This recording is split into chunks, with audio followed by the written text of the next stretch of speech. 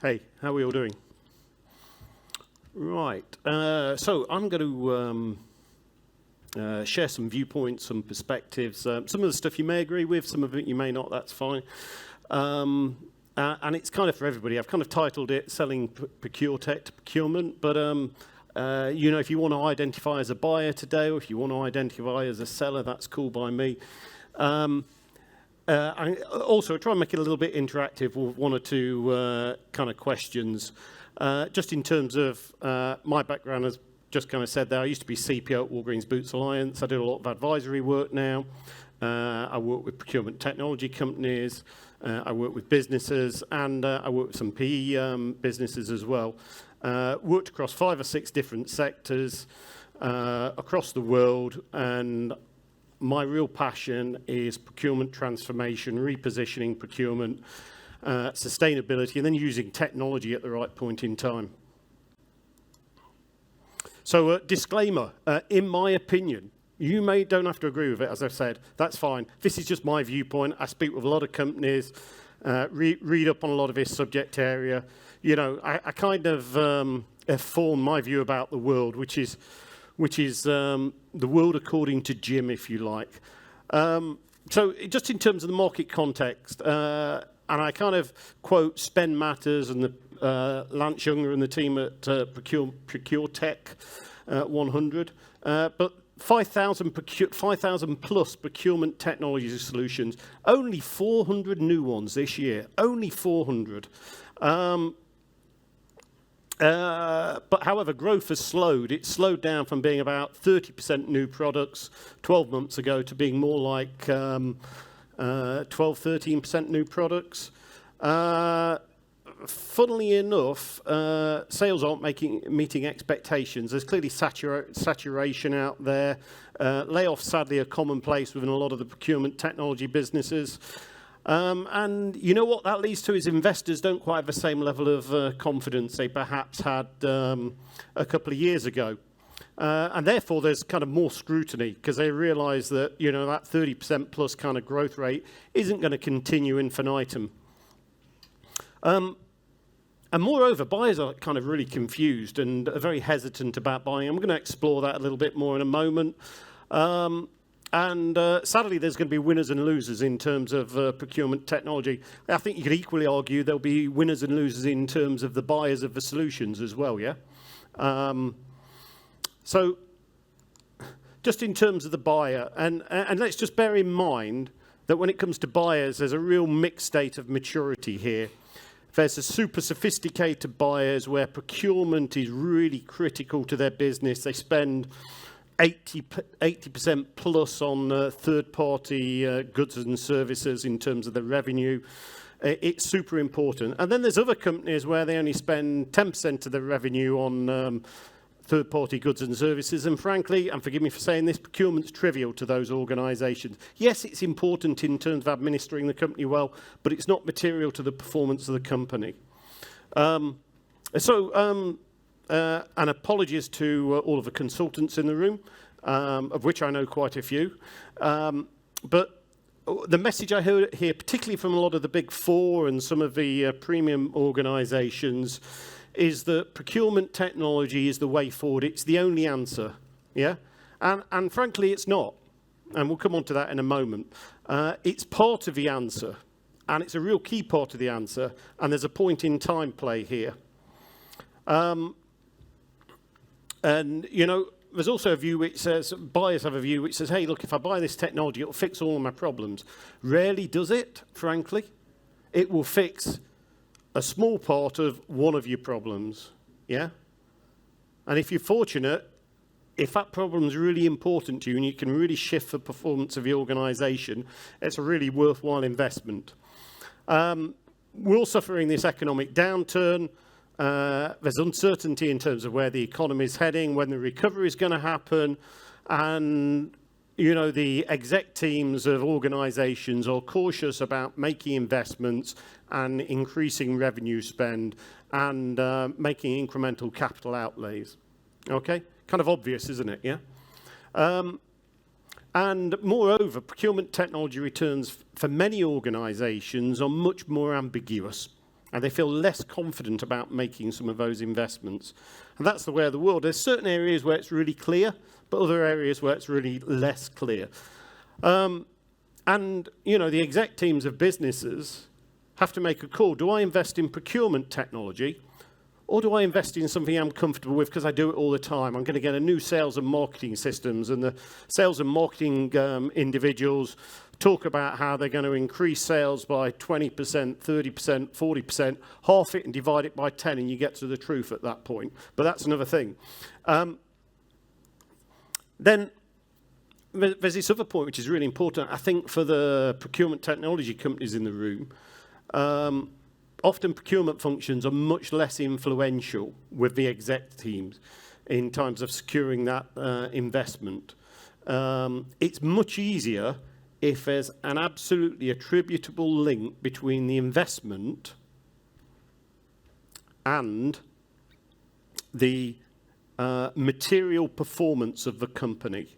So if you say, if you spend $1 million on this product, we will guarantee that we'll get $10 million return next year, or we'll keep all of the board of directors out of jail by some compliance solution or whatever it be, they will absolutely make that leap.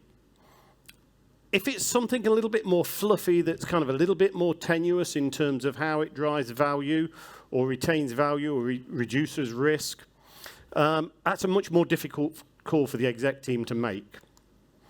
The other thing that procurement teams think about, quite frankly, is, shall I invest $10 million over 3 years in procurement technology, for example, or shall I invest $10 million in my team for the next 3 years? Shall I get a bunch of really smart procurement people that are going to drive bottom line performance, top line growth, and the balance sheet performance, or do all the really important stuff around ESG, or all the real important stuff around risk resilience and what have you? So they're the calls that the buyer has to make.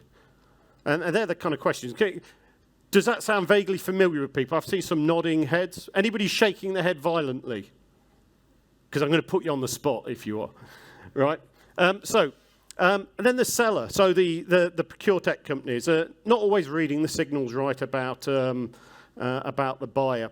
So the buyer's got a list of challenges like this. Unless your solution is playing in those top 5 or 10 issues they've got, yeah, and unless you're able to shine a spotlight on how that does that, how it kind of fixes those issues, frankly, forget it. Yeah? You're wasting your time. So, buyers are kind of inundated with cold calls. When I was CPO at Walgreens Boots Alliance, we spent about $90 billion globally, right? I got dozens and dozens of emails, calls every day. And you know what? Didn't take any of them, right? I just didn't have time to that. I got a very clear list of what my priorities were. And if I got some particular challenges, I'd go and pull that information. So, much better to pull prospective buyers in than push lots of information out there. There's 5,000 procurement technologies out there all trying to sell to me. Yeah, I'm not going to look at 5,000. I'm going to decide what I want to look at, and then I'm going to find out about them. I'm going to join the webinar. Yeah? Be clear about what value is of your use case. Be really clear about how that affects the performance of the company, how it keeps people out of jail, how it keeps them compliant, how it drives top and bottom line performance. Speak the language of business rather than the narrow language of your solution. Yeah? If one thinks about the kind of broad range of solutions out there, there's probably 1,001 different kind of nodes on a map which says this is what my solution does or their solution does. Some of the really good ones touch lots of areas, and they kind of touch things in a very broad way. I mean, such as some of the relationship stuff that was being talked about early on. Really, really kind of interesting stuff in that space. But learn to speak the language of business and put it within the context of procurement. Understand, as I touched on earlier, understand procurement's influence, who the decision makers are, the investment approval process, and the timeline. if you're working with people in procurement which aren't influential, that aren't going to kind of move the needle with their exec team, again, you're wasting your time. You need to figure out who the movers and shakers are in the organisation, how the moving and shaking gets done, and then, what that approval process is and how long that takes. And then, surprise, surprise, and I'm going to come on to that point in a moment. So,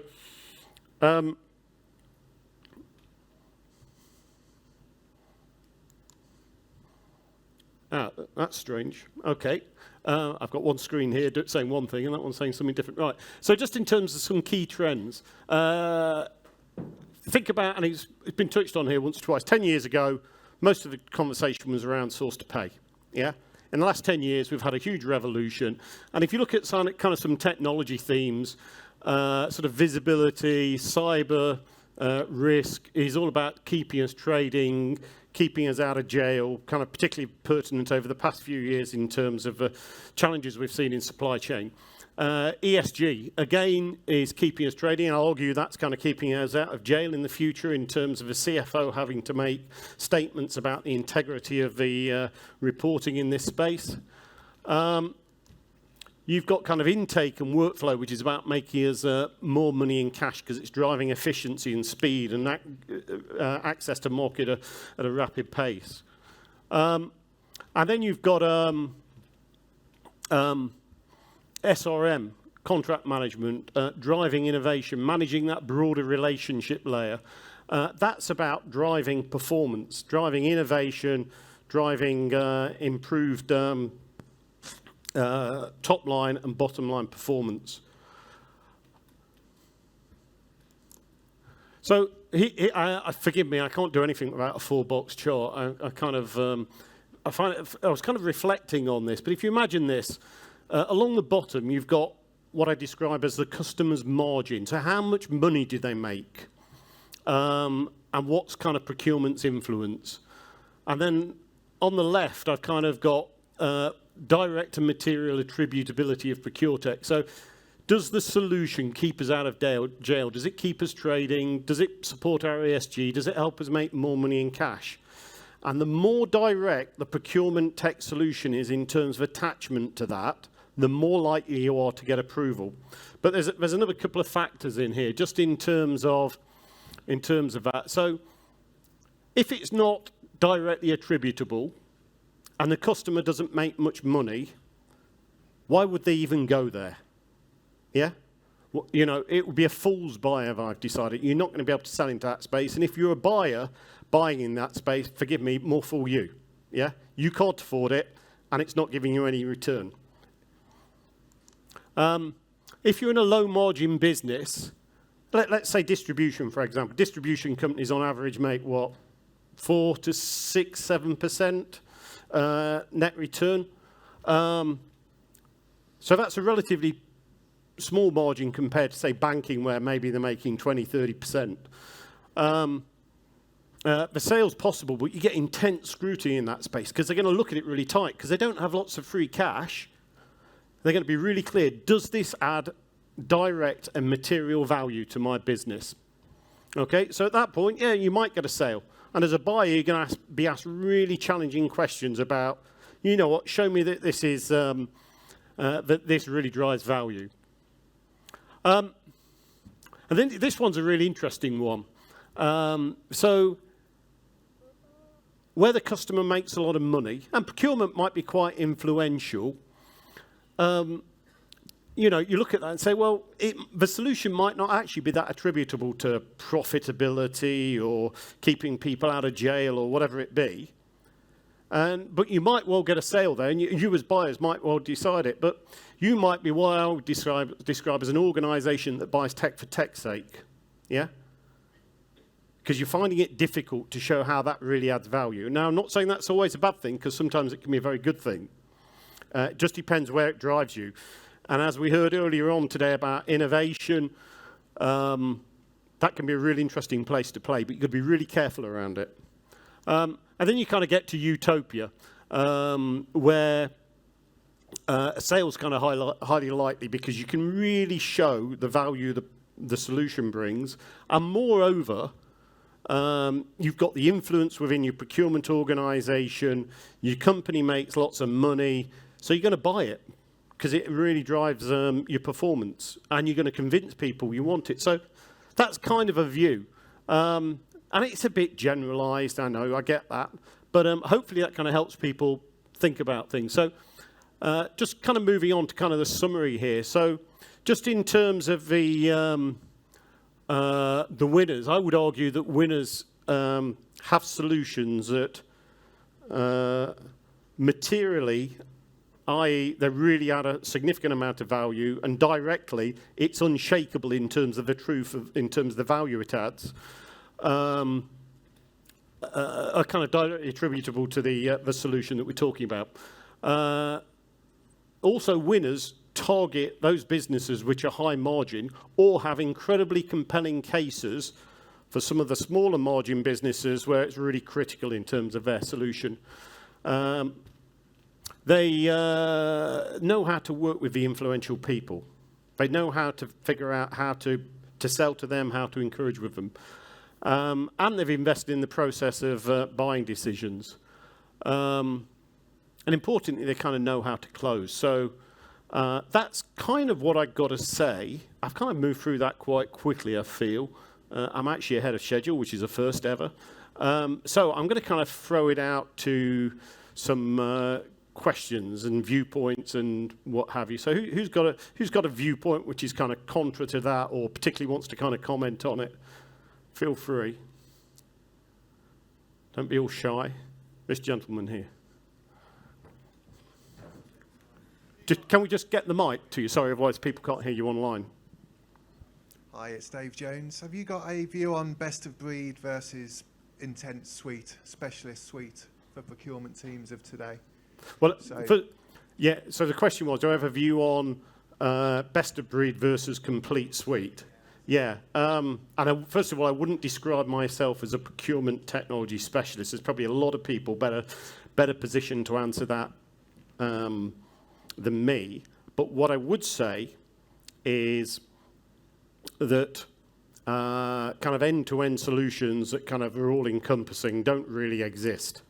You know, I think at one point in time, maybe 10 years ago, we looked at the source to pay and we looked at it and thought, well, that goes some of the way. But the reality is people are having to build up an ecosphere of typically a backbone of ERP with various solutions bolted around that. So I would take the view which says that depending on what your business priorities are, depending on how you are going to create and leverage value within your supply chain and within your internal organization, you need to figure out what solutions are really going to kind of drive that. So which ones are really directly and materially attributable to your business. Yeah, does that help? Yeah, probably a 4-box model. Say again, sorry. Probably another 4-box model. Yeah, possibly, yeah, but hopefully somebody a lot smarter than me. So, cool. Another question. Oliver Jones, just wait for the mic, please. I used to work with Oliver, and it's not a planted question. No, so promise it isn't. Keep it quiet, Oliver, please. Yeah, will do. How would you recommend procurement leaders go on the journey to understand, I would say, what is really going to be material and directly attributable, or should it be really the seller that's really articulating that? So let me answer that question in two parts. I mean, first of all, I think too many procurement leaders jump down the digital route before they've harvested the benefits of doing the basics well. There's a whole load of stuff you can do in terms of repositioning procurement, getting your category stuff done, driving a whole load of value, managing the basics really, really well. That's the first step, and that's where most of the money will come from in the early days. Then I think when you're ready to invest, I think you have to have a clear view about what's really important to the company.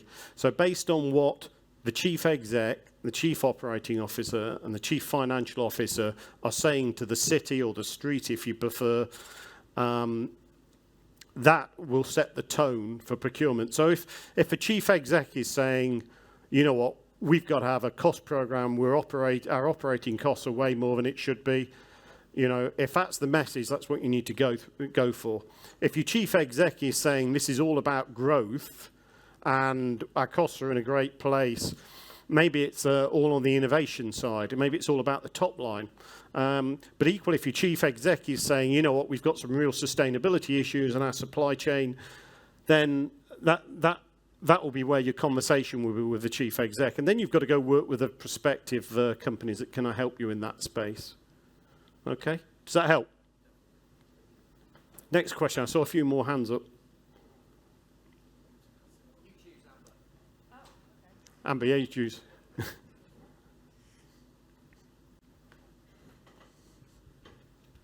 Hugh Cox. I'm interested to how you plug the gap between the technology needed for the company and the technology understood by the procurement team who's buying it. And sometimes the technology is the right technology, but the procurement team, because of background, legacy, don't necessarily have the ability to appreciate what the technology is going to deliver until it's actually implemented and done. And so the decision can sometimes be the wrong one or delayed unnecessarily. So how does the buyer plug the gap of technology understanding, especially in these fast-moving times? Yeah, that's a great question. I mean, as I said earlier on, there's 5,000 plus ProcureTech solutions out there. Your ability to actually able to appraise what the various categories are, never mind who the players in that space are, is pretty challenging at times. I accept the point. I think in my experience, and they said we had a 30 million investment program on my last organisation. In my experience, we were very clear about what solutions were going to drive value. And when I say value, I mean what was important to our organisation, and we'd aligned with the group exec on. We were very clear about what solution types we were looking at. Then we looked at what our backbone was, in terms of we happen to have a Reba in that space. And then we thought about what would that ecosphere look like architecturally, because there's kind of a technology piece. Then we looked at a summary of who the leading players were in each of that, solicited various opinions from, needless to say, the providers, also various consultancies, and then did some of our own research as well. And I'd be lying if I said we understood each of the markets perfectly, but I think we probably got 80% of the answer there, yeah? Does that help? Thank you. I think we've got another question at the back there. Did somebody put their hand up there? Oh, here.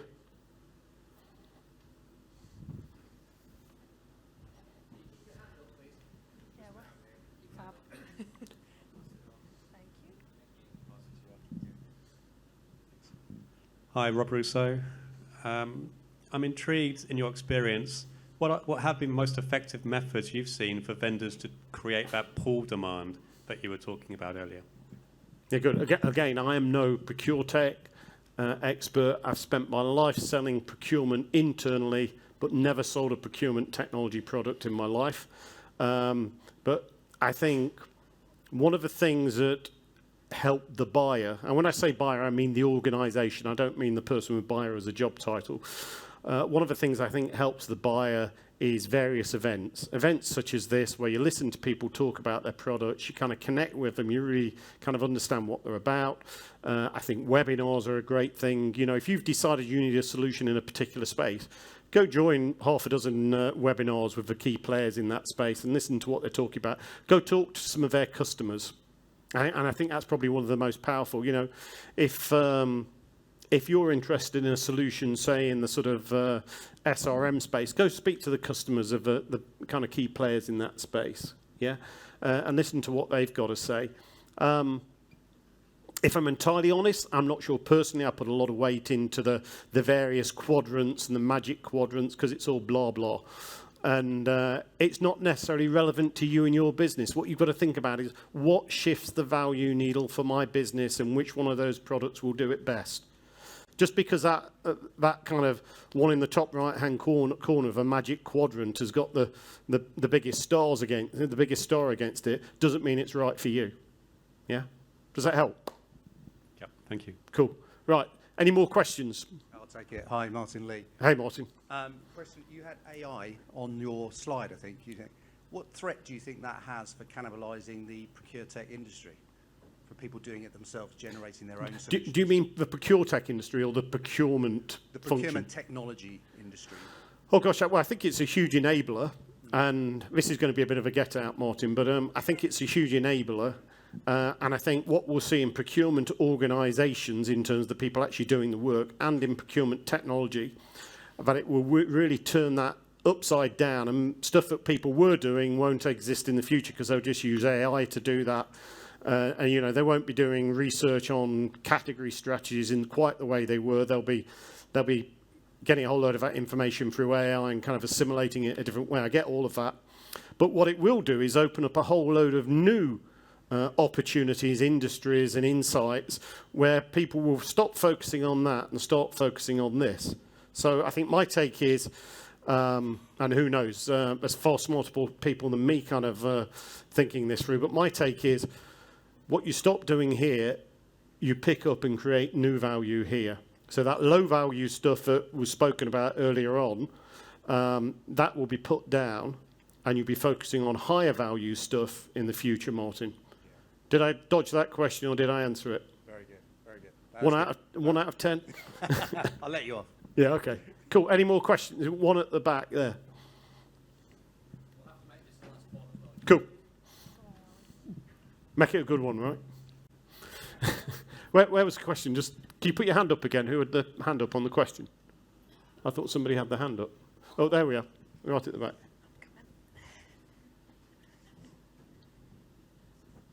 Mendisi Chuma, Rosalind. You mentioned that you were selling procurement back into the business. What are the ways that the technology providers can assist you in terms of validating their solutions internally to support that transition or the movers and shakers that you mentioned before? Yeah, so in terms of selling procurement back into the business, let me answer that in two parts. I mean, first of all, you need a procurement leadership team that's got the gravitas, the personal savvy, the know-how to operate at the most senior level in the company and that can hold their own and quite often punch above their weight. That's kind of part of it. Secondly, you need a reputation for delivering. But on the technology side, if you can clearly show that the materiality of what it is you're bringing and why that is critical to the future performance of the organisation, and it's absolutely attributable to that organisation, and you can show that very clear linkage. So if I'm having a conversation with a group CFO and he says, Jim, you want me to spend $2 million every year on license fees for this new product, that's a huge amount of money. Show me exactly how I get that return. How does this deliver me $10 million or whatever the number is each year? And I need to be able to articulate that, look him in the whites of his eyes and say, this is exactly, and I can show you the line and I'm going to put my name on it. What he's not going to do is let's support a solution which says, well, you know what, yeah, it's going to save $10 million, but it's all going to be fluffy and I can't kind of show that. And I'm not going to take any money out of anybody's budget and I'm not going to commit to any top-line growth and I'm not going to put any extra money on the balance sheet, but it's really great technology, guys. Nobody's interested in that. What people are interested in showing is a real clear benefit, be it keeping me out of jail, be it improving the performance, and what have you. So I think that's kind of where I'm at. It's about the leadership team and it's about the attributability of the solution. Yeah? Does that answer the question? Yeah, perfect. Cool, good. Well, thanks all for your time. Love the questions. Anybody want to grab me later, then please do. Thank you. Thank you, Jim.